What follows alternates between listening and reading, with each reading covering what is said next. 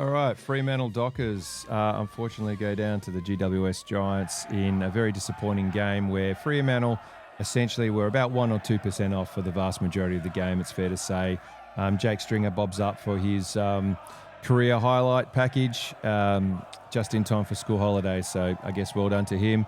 Also well done to Kingsley, who executed a game plan essentially to perfection, limited the amount of forward handballs, and basic ability to chain together possession wasn't as fluid as what it was. And then when we did manage to break through, we just made some really interesting decisions inside 50 and just made mistakes and costly turnovers. And you just can't do that in this day and age. We've been playing great football for the season. And unfortunately today was hopefully the aberration.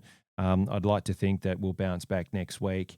But take some learnings out of this particular game.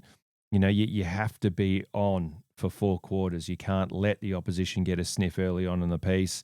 I know some people might be a little disappointed with some umpiring decisions, but that's not why we lost. We lost because we were just off the pace slightly, we're missing handballs, we're fumbly, we're too touchy, couldn't hit targets, couldn't take marks, couldn't capitalise on goals when we had opportunities to score.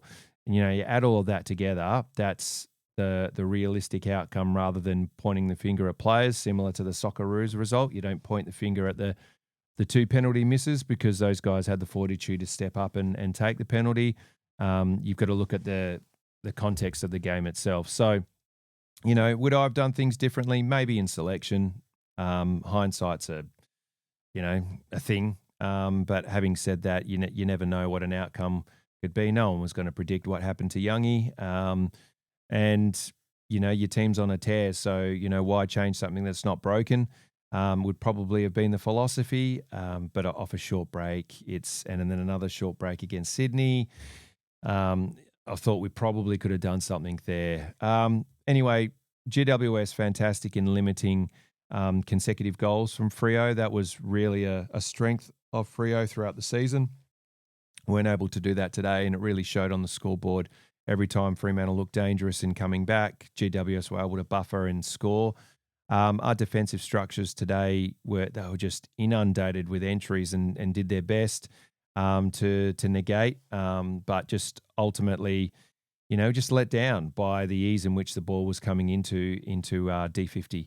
Our entries inside forward 50 as well were disappointing for our forwards, and when we did lower the eyes and try and hit targets, that's when we looked the most dangerous. But when we're just bombing it inside 50 and expecting our tools to take marks or whatever, it's not the best brand of footy that we have. But it just seemed that was the style of play for today. I didn't think that the win was that much of an advantage to say that whoever kicked with the win were going to win the game. So I don't necessarily think that the way in which it looked across the screen anyway. But yeah, it's just 1 or 2% off, and that's just is what it is. Shout out to Jaden, who said to me that last time we lost, we won 14 in a row. So, let's see what happens. Don't jump off the bandwagon. It's a loss. Whilst I'm not going to say don't worry about it, it's just a loss, and you take it in context of the season. Hopefully we learn from that, make some good decisions going forward, and then bounce back against Sydney. So get around the guys, and let's hope that Fremantle bounce back quickly and get back on their merry way, because when you're reminded about when you lose and how that feels, it kind of sucks. So let's go Freo.